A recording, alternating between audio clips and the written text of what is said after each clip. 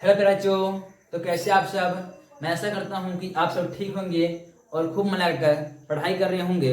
तो आप लोग इसी जोश और जुनून के साथ पढ़ाई करते रहिए। चलिए लेकर आ गए हैं आप सबके लिए फिर से एक नई वीडियो, एक नई जो उष्मा के साथ, एक नई जोश के साथ। हम लोग क्या देखने वाले हैं क्लास 10th के सब्जेक्ट मैथ लेसन 2 का जो है बहुपद, उसी के प्रश्नावली 3, मतलब प्रश्नावली कितना है 2.3, और इसका ही पहला का क्वेश्चन का जो 3 भागा था उसको बना चुके हैं। ये दूसरा का 3 भागा है उसको बनाना है। अब भागा कैसा है, तो ये x वाला भागा है, देख लीजिए। इसको सीखना जरूर रहता है क्योंकि ऐसा परीक्षा में पूछा जाता है 5 अंक का। चलिए देखते हैं कैसे बनाएंगे नहीं बनाएंगे।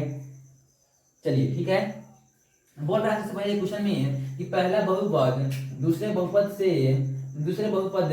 क्या बोलते हैं को भाग करके, यानी कि पहले बहुपद से, जो पहला बहुपद है इससे दूसरे बहुपद को भाग करके जांच कीजिए कि क्या प्रथम बहुपद दूसरे बहुपद का गुणनखंड है। यानी कि बोल रहा है क्या जांच कीजिए कि प्रथम बहुपद दूसरे बहुपद का गुणनखंड है। तो कैसे मान जाएगा, तो बात सुन लीजिए।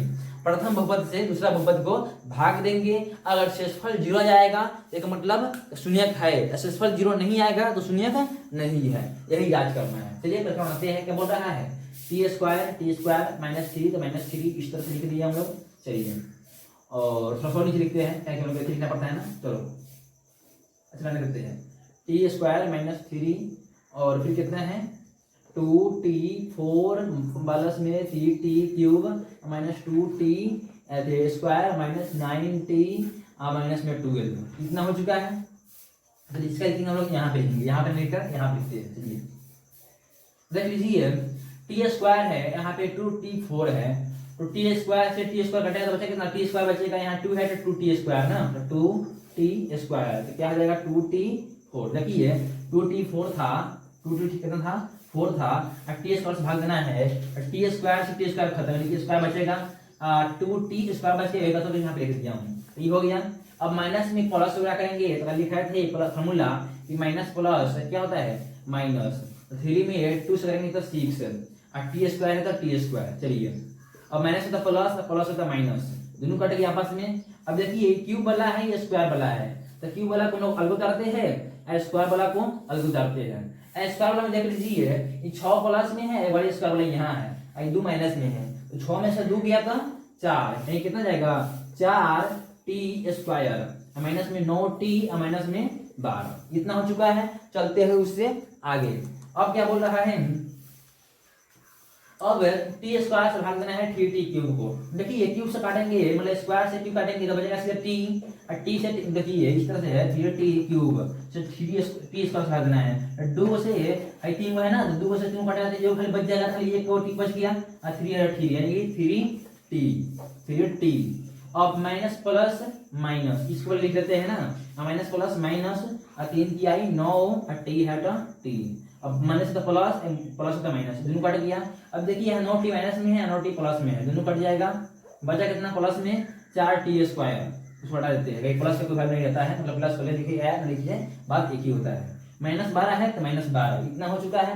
अब देखिए यहाँ भी स्क्वायर है, यहाँ भी स्क्वायर है, तो स्क्वायर स्क्वायर खत्म हो गया, बचा कितना खाली 4, यहाँ पे लिखा है 4, क्या लिखा है खाली 4, यहाँ पे हो गया 4t स्क्वायर। अब 3 चौका 12, माइनस है तो माइनस, अब प्लस हो जाएगा कि माइनस हो जाएगा, दोनों कट गया, आया कितना 0। तो हम पहले बोल दिए थे कि अगर भागफल करने पर, कि भाग करने पर शेषफल 0 आएगा तो प्रथम बहुपद दूसरे बहुपद का गुणनखंड होगा, और नहीं आएगा तो नहीं होगा। तो करने पर अगर क्या बोलते हैं 0 आ गया है, हम लोग क्या लिखेंगे, लिखेंगे कि अतः प्रथम बहुपद दूसरे बहुपद का गुणनखंड है, क्या गुणनखंड है। अब चलते हैं हम लोग सवाल नंबर दूसरा की ओर। कितना की ओर, सवाल नंबर दूसरा की ओर। चलिए एक पर देख लीजिए, पहला क्वेश्चन था इसलिए एक पर देख लीजिए। इसको क्या है, टी पहले क्वेश्चन पढ़ी पहले बहुपद को दूसरे बहुपद से भाग कर जांच कीजिए कि प्रथम बहुपद दूसरे बहुपद का गुणनखंड है या नहीं, यानी कि भाग करके तब जांच करना है कि प्रथम बहुपद दूसरे बहुपद का गुणनखंड है या नहीं, यानी कि भाग करेंगे। जांच कैसे करेंगे कि शेषफल अगर 0 आ जाएगा तो गुणनखंड है, और 0 नहीं आएगा तो गुणनखंड नहीं है। तो भाग दिए है और 0 आ गया है तो गुणनखंड है। तो यही है कि अतः प्रथम बहुपद दूसरे बहुपद का गुणनखंड है। अगर नहीं है तो शून्य, इससे नहीं है। चलिए कितना समझ में आ गया होगा। अब चलते हैं सवाल नंबर इसी का दूसरा की ओर। चलिए इसके 3 सवाल है, तीनों का हम लोग सॉल्व करेंगे।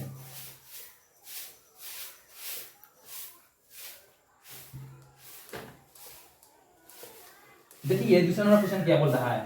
दूसरा नंबर क्वेश्चन दे रहा है कि एक्स स्क्वायर प्लस में 3x प्लस में 1 है। क्या दूसरा नंबर है एक्स स्क्वायर प्लस में 3x प्लस में 1 है। हाँ, अब नेक्स्ट बहुपद है कि 3x4 प्लस में 5x क्यूब। 3x4 प्लस में 5x क्यूब। उसके बाद माइनस 7 स्क्वायर प्लस में 2x प्लस में 2 माइनस 7x। दूसरा की ओर यहाँ पर दूसरा सवाल लिख दिए हैं, इसको करते हैं लोग सवाल पर। क्या कर रहा है, दे रहा है कि एक्स स्क्वायर प्लस में 3x प्लस में 1 इतना से भाग देना है इसको। 3x पावर 4 ना प्लस में 5x क्यूब माइनस में 7x स्क्वायर प्लस में 2x प्लस में 2। चलिए देंगे यहाँ पे x स्क्वायर है, यहाँ पे भी x स्क्वायर है। x स्क्वायर से x स्क्वायर कट गया, बचा x स्क्वायर यहाँ तक 3 यानी कि 3x स्क्वायर आई पूरा पूरी कट गया। चलिए प्लस प्लस तो प्लस 3 की आई 9, यहाँ पे x है, यहाँ पे x स्क्वायर है तो क्या हो जाएगा x क्यूब। प्लस प्लस तो प्लस 1 में 3 से होगा तो 3 होगा, x स्क्वायर है तो x स्क्वायर। चलिए प्लस होता माइनस, प्लस होता माइनस, प्लस होता माइनस, कट हो गया। आई माइनस में है, आई प्लस में है, यानी कि माइनस 9 है, प्लस 4 है तो जाएगा माइनस 4 आप x क्यूब। आई माइनस में है, ये माइनस में है, दोनों जुड़ जाएगा, जाएगा 10। यहाँ पे माइनस में है तो माइनस में लिखाएगा 10x स्क्वायर प्लस में 2x प्लस में 2। चलिए आगे चलते हैं। अब करेंगे x स्क्वायर है, यहाँ पे x क्यूब है तो x बच जाएगा, यानी कितना बच गया x माइनस तो माइनस, माइनस x बच गया, यहाँ 4 है तो 4 यानी कि minus 4x, minus 4x cube हो जाएगा। प्लस माइनस तो माइनस, 3 चौका 12 x से करेंगे तो x square plus minus minus 1 चौका 4x। चलिए ठीक है अब चलते हैं। माइनस का प्लस, माइनस का प्लस, माइनस का प्लस, दोनों कट जाएगा। क्या हो गया 12 में से 10 गया कितना जाएगा 2 x स्क्वायर से x स्क्वायर। और यहाँ पे देखिए 4 2 6 क्योंकि दोनों प्लस में है तो 6 x होता है x प्लस में 2। अब आगे चलते हैं। अब देखिए एक है x स्क्वायर से x स्क्वायर खत्म हो गया, बचा कितना 2, यहाँ लिखेंगे क्या 2। अब 1 2 x स्क्वायर हो जाएगा प्लस प्लस प्लस 6x जगह 3 दूना 6 और x होता है x और 1 की दूना 2। चलिए 2 पर सब माइनस में जाएगा और सब का सब कट जाएगा। कितना गया 0, कितना गया है 0। तो देखिए 0 आ गया है, कि जो होगा इसमें क्या लिखेंगे, अतः पहला बहुपद दूसरे बहुपद का शून्यक है। आप लोग लिख लीजिएगा, लिख देते क्या, अतः पहला बहुपद दूसरे बहुपद का गुणनखंड है। अब बच्चा सवाल नंबर इसी का तीसरा उसको खत्म करते हैं, उसके बाद में इस वीडियो सेशन को खत्म कर देंगे। चलिए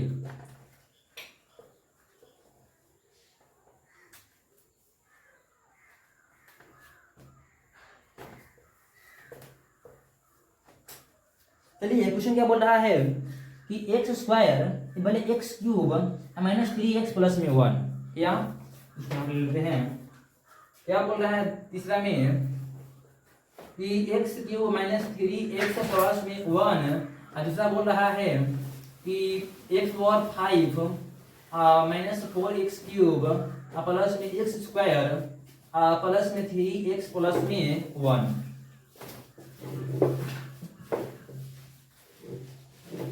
ठीक है ठीक है।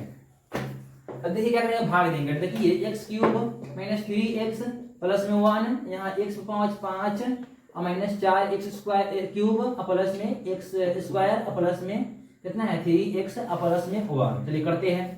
x क्यूब में करेंगे तो कितना आएगा, x 5 है, यहाँ x क्यूब है यानी कि x स्क्वायर ना, x स्क्वायर। चलिए x 5 हो गया, माइनस प्लस माइनस 3 में तो करेंगे तो 3 आ जाएगा, x स्क्वायर है तो यहाँ पे x क्यूब हो जाएगा। अब प्लस प्लस प्लस 1 में करेंगे x स्क्वायर कितना जाएगा x स्क्वायर, ये माइनस हो गया, ये प्लस हो गया, ये माइनस हो गया, दोनों खत्म हो गया। अब x स्क्वायर खत्म हो गया, बचा कितना, यहाँ 4 माइनस में है 3 प्लस में, यानी कि -1 और x क्यूब प्लस में 3x प्लस में 1। चलिए ठीक है ठीक है। अब बताइए एक्स क्यूब है, यहाँ भी एक्स क्यूब है, एक्स क्यूब खत्म हो गया, अरे बचा खाती -1, तो -1 एक्स क्यूब। चलो ठीक है। अब चलते हैं, अब चलेंगे तो क्या हो जाएगा यहाँ पे माइनस माइनस प्लस 3 में एक्स रहेंगे तो 3 एक्स प्लस माइनस तो माइनस एक एकम एक, यहाँ प्लस हो गया, यहाँ माइनस हो गया, यहाँ प्लस हो गया, दोनों खत्म हो गया, एक दो खत्म हो गया, एक एक बच गया कितना 2, यानी एक बख्शिश कितना बच गया 2। तो क्या लिखेंगे जब शेष बच गया, उनमें शेष नहीं बचा था तो नहीं बचा था शून्य मतलब गुणनखंड है, बच गया लिखेंगे गुणनखंड नहीं है, तो लिखेंगे अतः पहला बहुपद दूसरे बहुपद का गुणनखंड नहीं है। क्या गुणनखंड नहीं है। देखो क्या हो गया, आंसर हो गया। देखिए बहुत ही आसान था, क्या करना था कि पहले बहुपद से दूसरे बहुपद को भाग कर देना था, उसके बाद में अगर शेषफल 0 आएगा तो मतलब पहला बहुपद दूसरा बहुपद का गुणनखंड होगा, अगर नहीं आएगा तो नहीं होगा। चलिए अगर वीडियो अच्छी लगी हो तो वीडियो को लाइक कर दीजिएगा और चैनल पे नए हो तो चैनल को सब्सक्राइब कर दीजिएगा। चलिए मिलते हैं नेक्स्ट वीडियो में, तब तक के लिए जय हिंद दोस्तों।